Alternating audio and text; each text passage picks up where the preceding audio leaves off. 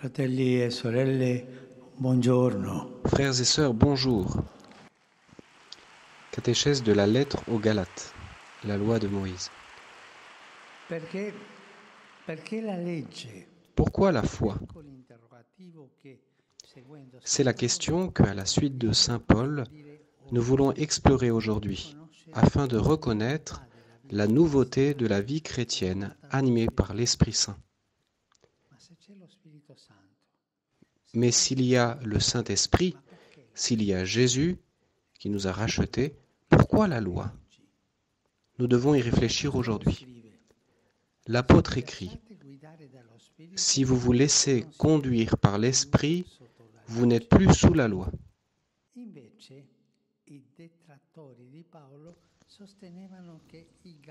En revanche, les détracteurs de Paul affirmaient que les Galates devaient suivre la loi pour être sauvés.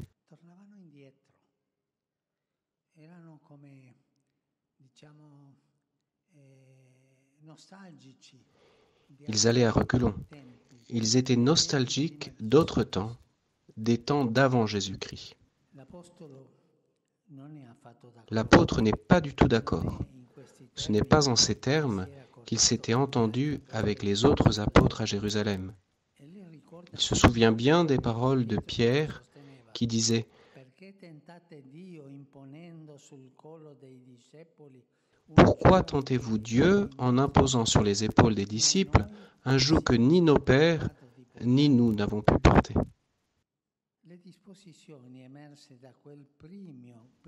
Les dispositions qui ont émergé de ce premier concile, le premier concile œcuménique, avait été celui de Jérusalem, et les dispositions qui ont émergé de ce concile étaient très claires.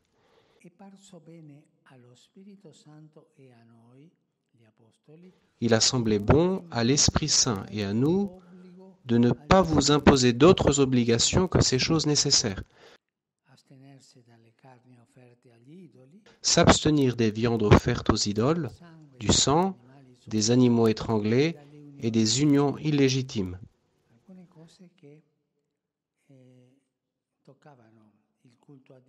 Certaines choses qui touchaient au culte de Dieu, à l'idolâtrie, et qui touchaient aussi à la façon de comprendre la vie à cette époque.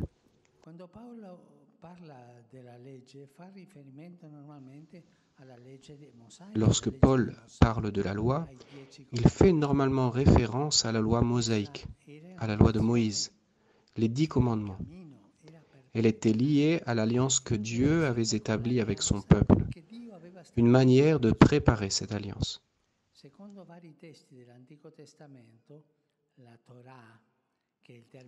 Selon divers textes de l'Ancien Testament, la Torah, qui est le terme hébreu pour la loi, est le recueil de toutes les prescriptions et règles que les Israélites doivent observer en vertu de leur alliance avec Dieu. Une synthèse efficace de ce qu'est la Torah se trouve dans ce texte du Deutéronome.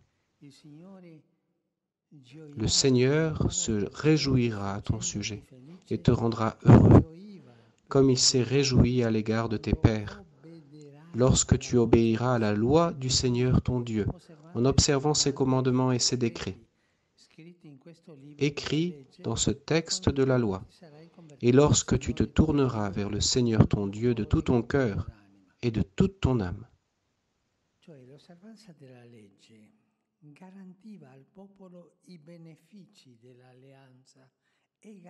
L'observation de la loi garantissait au peuple les avantages de l'alliance et assurait son lien particulier avec Dieu. Ce peuple est lié à Dieu et il manifeste cette union avec Dieu dans l'accomplissement, dans l'observance de la loi.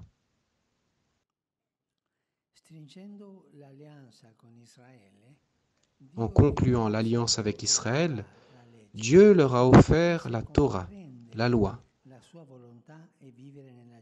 afin qu'ils puissent comprendre sa volonté et vivre dans la justice. Nous pensons qu'à cette époque, il y avait un besoin pour une telle loi. C'était un grand cadeau que Dieu a fait à son peuple. Pourquoi ? parce qu'à cette époque, il y avait le paganisme partout, l'idolâtrie partout et le comportement humain qui dérive de l'idolâtrie. Et pour cette raison, le grand cadeau de Dieu à son peuple est la loi, pour aller de l'avant.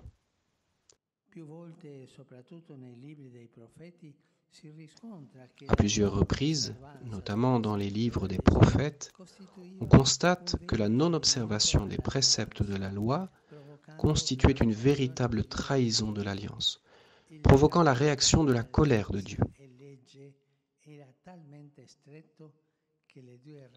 Le lien entre l'alliance et la loi était si étroit que les deux étaient inséparables.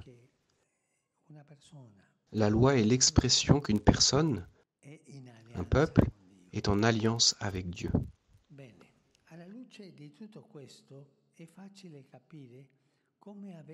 À la lumière de tout cela, il est facile de comprendre comment les missionnaires qui avaient infiltré les Galates ont eu beau jeu de prétendre que l'adhésion à l'alliance impliquait aussi l'observation de la loi mosaïque telle qu'elle existait à l'époque. Or, c'est précisément sur ce point que nous pouvons découvrir l'intelligence spirituelle de saint Paul et les grandes intuitions qu'il a exprimées, soutenues par la grâce qu'il a reçue pour sa mission d'évangélisation.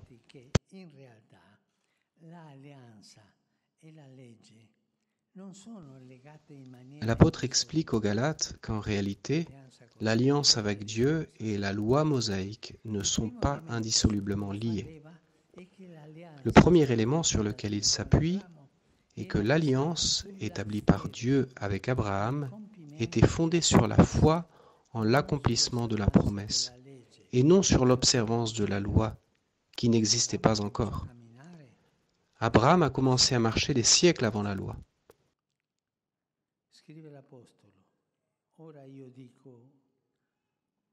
L'apôtre écrit : « Or je dis qu'une volonté établie d'avance par Dieu lui-même avec Abraham ne peut être déclarée nulle par une loi qui est venue 430 ans plus tard, avec Moïse, annulant ainsi la promesse. » Le mot « promesse » est très important. Le peuple de Dieu, nous les chrétiens, nous cheminons dans notre vie en regardant une promesse. La promesse est précisément ce qui nous attire, nous fait avancer vers la rencontre avec le Seigneur. Car si l'héritage était obtenu sur la base de la loi, il ne le serait plus sur la base de la promesse. Mais Dieu a fait grâce à Abraham par la promesse. La promesse était antérieure à la loi et à la promesse faite à Abraham. Puis vint la loi 430 ans plus tard. Avec ce raisonnement, Paul a atteint un premier objectif. La loi n'est pas la base de l'alliance parce qu'elle est venue après. Elle était nécessaire et juste. Mais avant, il y avait la promesse, l'alliance.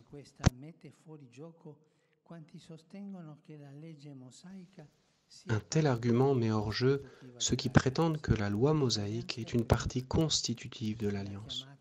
Non, l'alliance est première. C'est l'appel à Abraham. En effet, la Torah, la loi, n'est pas inclus dans la promesse faite à Abraham. Cela dit, il ne faut pas penser que saint Paul était contre la loi mosaïque. Non, il l'a observée.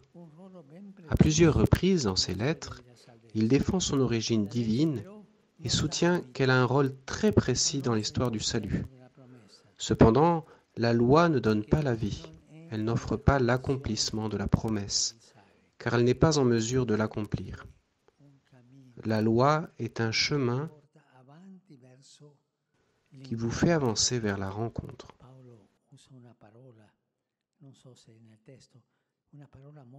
Paul utilise un mot très important. La loi est le pédagogue vers le Christ, le pédagogue vers la foi en Jésus-Christ, c'est-à-dire le maître qui vous conduit par la main à la rencontre. Ceux qui cherchent la vie doivent se tourner vers la promesse et son accomplissement en Jésus-Christ.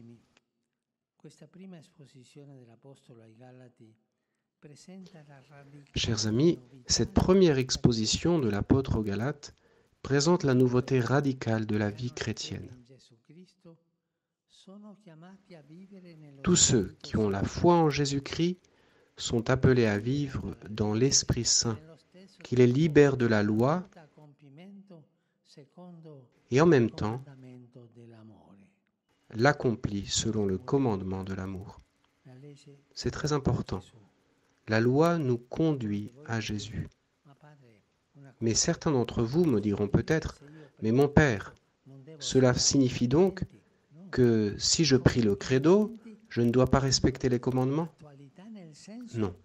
Les commandements sont d'actualité dans le sens où ils sont des pédagogues qui vous conduisent à la rencontre avec Jésus.